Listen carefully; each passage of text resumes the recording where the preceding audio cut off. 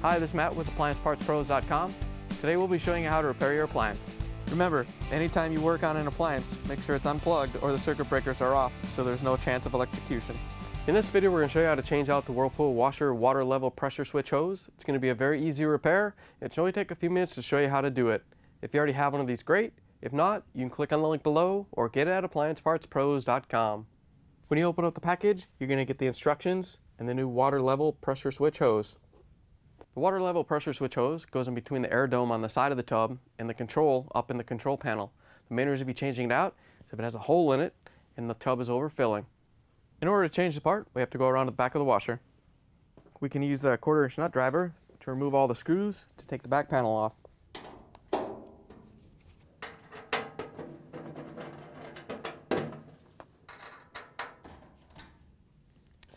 Now that we have all the screws out, we can take the panel off and set it aside. We can use our 1/4-inch nut driver to loosen these 3 screws up.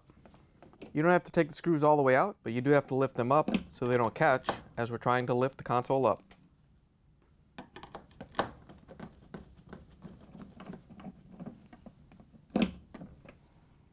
Now that we have all the screws loose, we can take the console and lift it up and rotate it over.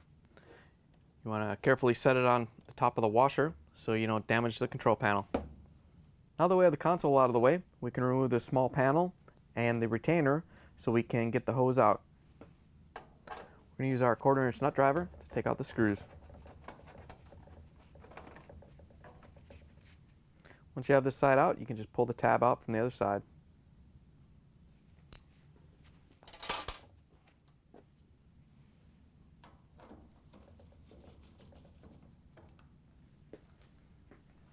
Now that we have the screw off the retainer, we can pull it down to release this tab and the upper tabs. And then we can kind of just set the retainer aside. We're not going to take it off, but we just need to open it up so we can get behind it and get the hose. We can take the water level pressure switch hose out. First thing we're going to do is disconnect it from the control board. All you have to do is carefully pull it off. And then we have to cut the tape that holds the hose to the wiring harnesses as we go down. You want to be very careful that you don't cut into the wiring harness.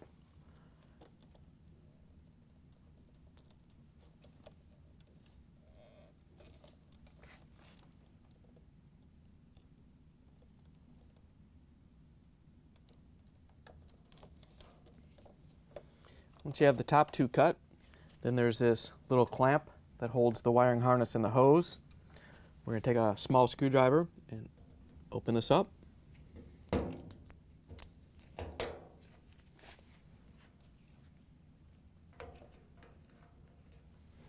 And then we can go down and cut the rest of the tape.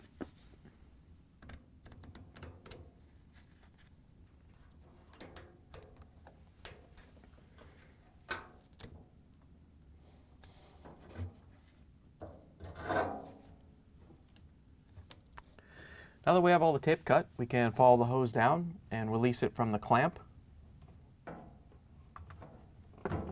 And then a little bit farther down, there's a screw that holds it into the tub with a clamp. So we're going to use our 5/16 nut driver to remove that screw.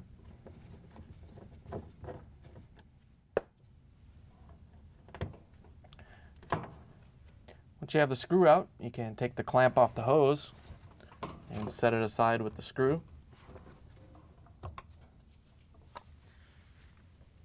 And then we can pull the tub out a little bit to the side and reach back and pull it off the side of the tub. Once you have everything disconnected, we can carefully pull the hose out of the washer. Here's the old water level pressure switch hose next to the new one. If you already have one of these, great. If not, you can get it at AppliancePartsPros.com. The instructions tell you that they make this a universal length hose, so we're going to have to cut this to match the length of the old one. In order to cut it off to the right length, we're going to match up one end and then draw it out so they're laid side by side. We put a block of wood down so we won't damage the floor when we take a sharp razor and cut off the excess. You want to make sure you don't have any sharp or rough edges on the new end that you cut off. Now that we have it cut to length, we can put the new water level pressure switch hose into the washer. To put the new water level pressure switch hose on, first we're going to hook up this end of the control board.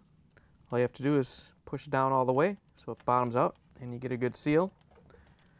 Then we're going to run it all the way down and hook it up to the other end. As you're feeding it down, you want to make sure it goes behind the retainer and comes out behind the support rod over here so we can hook it in this clamp. Once you have it routed, we're going to put this clamp on first and slide it up a little bit. It's easier to put it on this way than trying to flex it over the hose.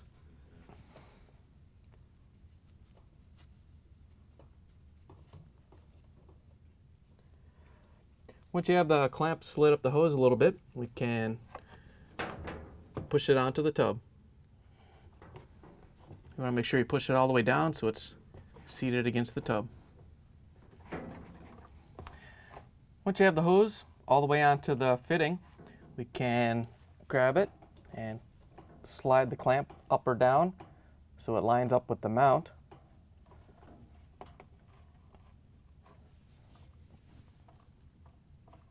Once you have it in place, we can grab our 5/16 nut driver and put the screw in.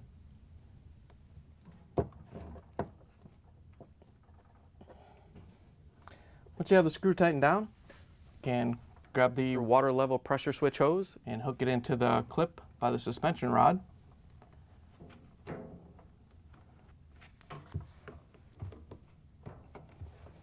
Now we can put the tape on. There's 5 spots we have to tape the hose to the wiring harness. You just want to tape it on to hold it in place. It doesn't have to be super tight. You don't want to compress the hose or crush it or anything.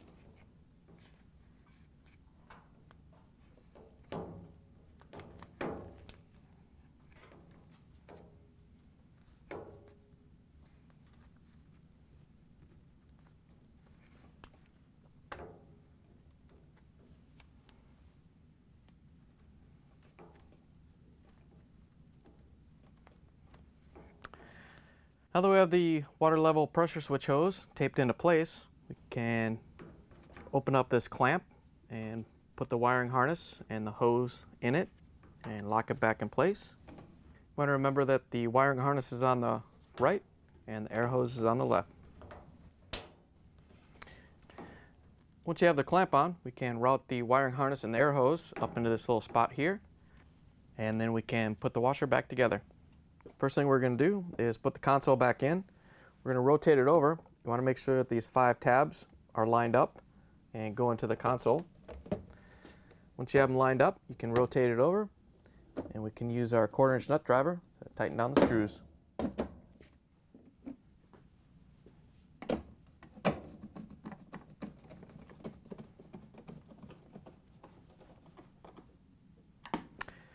Once you have the console tightened down, we can use the nut driver to put in the plate that covers up the wiring harness and the hose. To put the plate back in, we're just going to line up the tab and put it into the opening. Then you can swing it over. You can use the 1/4" nut driver to put the screw in. Now that we have the plate in place, we can put the drain hose retainer in. There's a couple tabs that you have to line up and put through these holes. Once you have those started, you want to push it towards the washer so this tab goes underneath, and then you can lift it up, and we can use the 1/4" nut driver to put the screw in to hold it in place. Now that we have the retainer in place, we can put the back panel on the washer.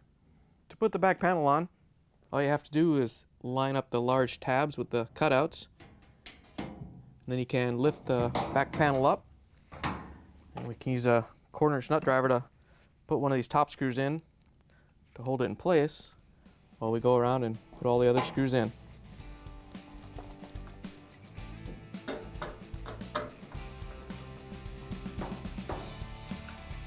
Now that we have the washer put back together, we can plug it back in and take it for a spin. Thanks for joining us for another successful repair brought to you by AppliancePartsPros.com. Check out our other repair videos on our site, Facebook, and YouTube.